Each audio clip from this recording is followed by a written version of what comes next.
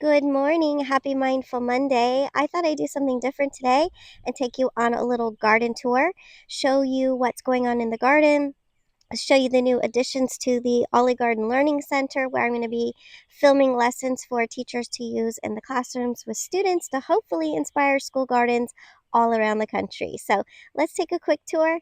Don't forget to like this video, follow for more, and don't forget to seed the day. All right, so lots of weeding to do, and it's looking kind of rough, but this is the time of year where you got to decide, hey, am I growing a garden this year? And if so, it's time to get out there and weed your beds and amend your soil. So I've got lots of spinach growing still, and it looks like some of my chocolate mint is coming back up. That's exciting. And over here I've got some kale, and I just planted a whole bunch of purple cauliflowers in the garden. Added in some flowers. Aren't those beautiful? I love those. They're so pretty. It's a form of lantana. And then I've got some cilantro. Cilantro doesn't like the hot, but I love it in salsa. So I grow it in the winter, and then I dry it in the dehydrator or in my new freeze dryer. So exciting. Over here, I planted a bunch of carrot seeds. They're not popping up yet. Some carrots are coming. Hello. Got a couple there. And look at this kale. Isn't that gorgeous? It's so pretty. I'm going to try to freeze dry it today and make some kale chips. I haven't done that in the freeze dryer yet, so I'm excited to try that. I've got some lettuces over here that are bolting. You know they're bolting because they're going to seed. The flowers are totally edible and delicious to add to salads. I'm probably just going to let this go to seed and have it reseed itself. And then I've got some oregano.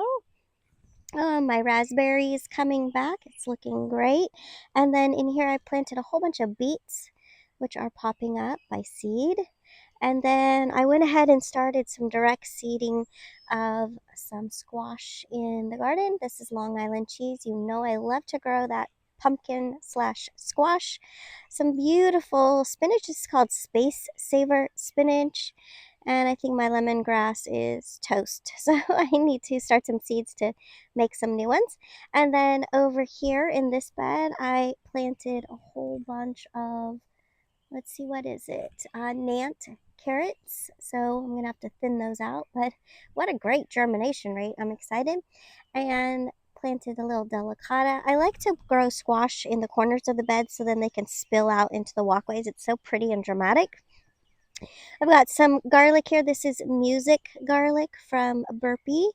And then some cilantro popping up. Again, added some more squash to the corners of the beds. And this one is Blue Hubbard squash. Another huge, huge squash. They're very dramatic and amazing, and they store really well.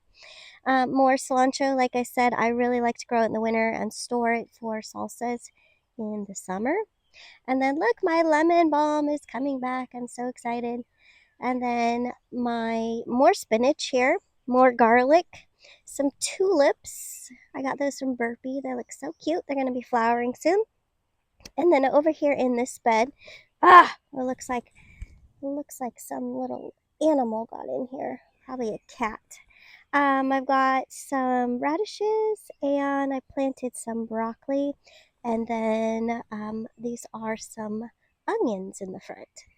All right, over here, more squash on the side. So again, I like to grow squash out the side of the bed. And then on the back of the trellis of the tunnel here, I planted a whole bunch of stuff. So I probably overseeded and I'll probably thin it out. But I planted some acorn squash. So I'll be growing that vertically. And then over here, I've got some of my easy peasy peas, and those are going to grow up the trellis. And then some Swiss chard and some broccoli, and then more broccoli over here, more beans. It's going to be pretty. And then over here I've got more cilantro. I think I was on a cilantro kick. I traveled to Mexico a couple months back and I got some seeds, and they are really good seeds, so they're doing great. Lots of cilantro here. Ooh, I left my onions out in the rain. I gotta plant the rest of those. And then over here in this bed, some more lantana in the corner. And then what's coming up here is some arugula. looking good. And then in my ollie beds out here, I've got, this is from one of my lettuce packs that you can find on my website. Oh my gosh, this is just the most beautiful lettuce. I don't know, it's more like a mustard green. It's very mild though. It's so dramatic on the plate. Really, really delicious. And Mizuna, I think is how you say that.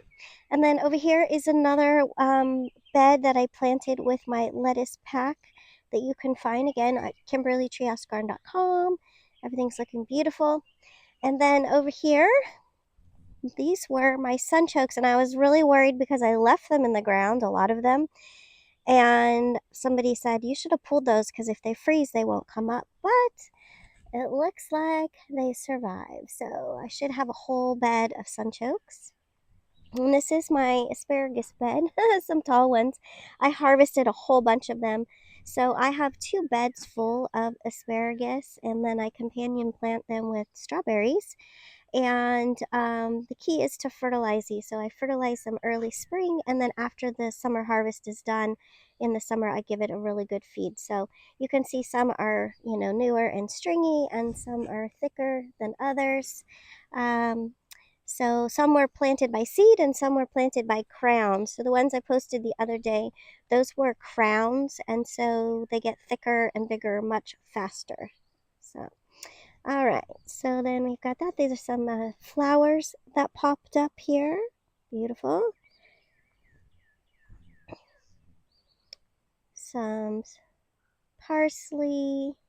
I planted some different kinds of mints. And then some rosemary. And then this is Mexican tarragon here. I didn't like it though, but it reseeded itself. So I'm gonna yank those out. I'll probably put them in a pot just because they're pretty and they have pretty flowers. And then my garlic chives and my tool that I cannot live without in the garden. You can find that auger on my Amazon storefront if you're interested.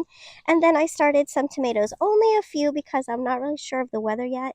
And then I grow my tomatoes up cattle panels, and then at the base of them I put down straw, untreated straw.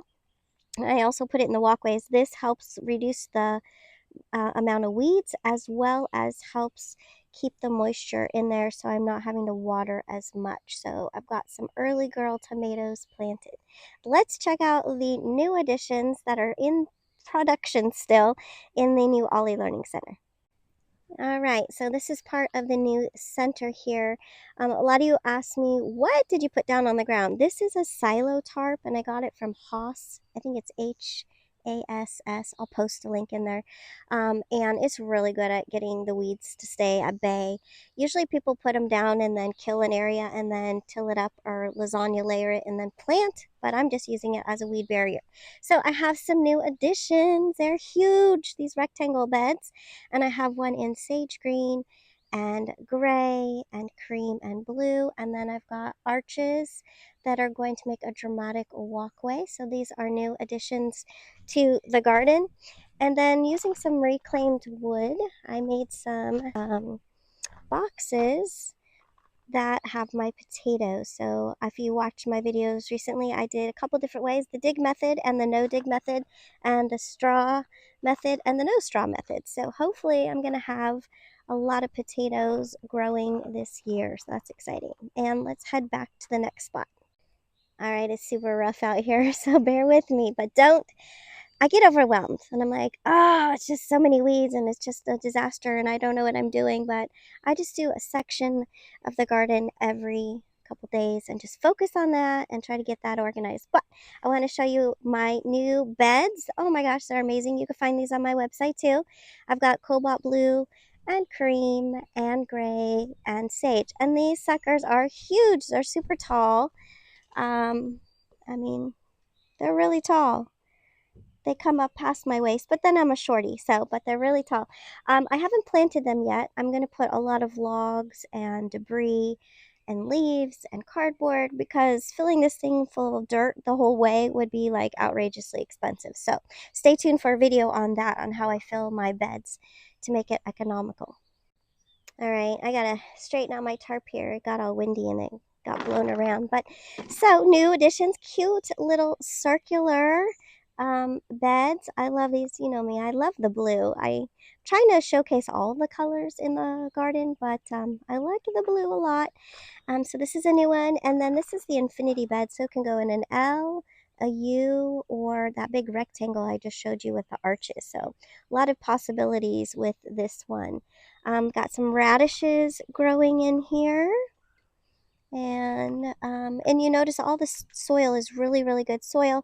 I amended all of my beds with Kellogg raised bed plus soil.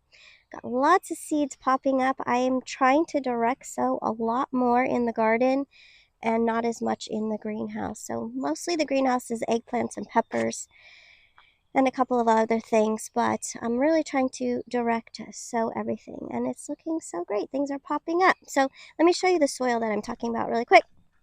So this is the pile of soil that I've been working with. Thank you, Kellogg, for donating soil to the garden. This is like the best stuff that I've ever used. So it has some fertilizer in there, and it is great for the plants, and I just have really good results. Thank you so much for joining me today. I hope that I've inspired you to start a garden or clean up your garden or commence the garden season with me. I'm really excited to have you join me on this adventure. This spring and summer is going to be amazing in the garden. So stay tuned for lots of gardening tips, lots of garden to table meals. And don't forget, today is the day to seed the day.